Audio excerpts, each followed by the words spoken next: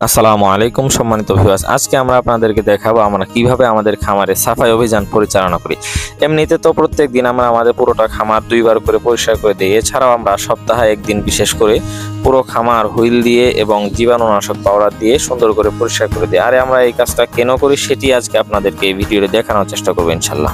গরুর খামার পরিষ্কার রাখা খুবই গুরুত্বপূর্ণ, কারণ এটি গরুর স্বাস্থ্য, উৎপাদনশীলতা এবং সামগ্রিক খামার ব্যবস্থাপনার উপর ইতিবাচক প্রভাব ফেলে। পরিষ্কার খামার রোগ প্রতিরোধে সাহায্য করে, গরুকে আরামদায়ক পরিবেশ দেয় এবং দুধ উৎপাদন বাড়াতেও সহায়ক। পরিষ্কার খামারে ক্ষতিকর জীবাণু এবং পরজীবী যেমন উকুন, আঠালি কম থাকে, যা বিভিন্ন রোগ যেমন মেস্টাইটিস, চর্মরোগ এবং অন্যান্য সংক্রামক রোগ প্রতিরোধে সাহায্য করে। নিয়মিত পরিষ্কার পরিচ্ছন্নতার মাধ্যমে রোগের বিস্তার রোধ করা যায় এবং অসুস্থ গরুকে দ্রুত শনাক্ত করে চিকিৎসা করা সহজ হয়। পরিষ্কার পরিবেশে গরু আরো আরামদায়ক বোধ করে এবং এতে তাদের স্ট্রেস কমে যায়, যা দুধ উৎপাদন বাড়াতে সহায়ক।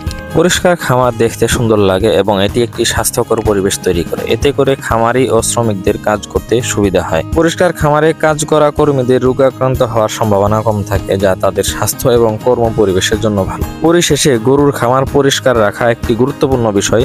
এটি কেবল গরুর স্বাস্থ্য এবং উৎপাদনশীলতার জন্যই নয়, বরং সামগ্রিকভাবে খামারের পরিবেশ এবং অর্থনীতির জন্যও লাভজনক।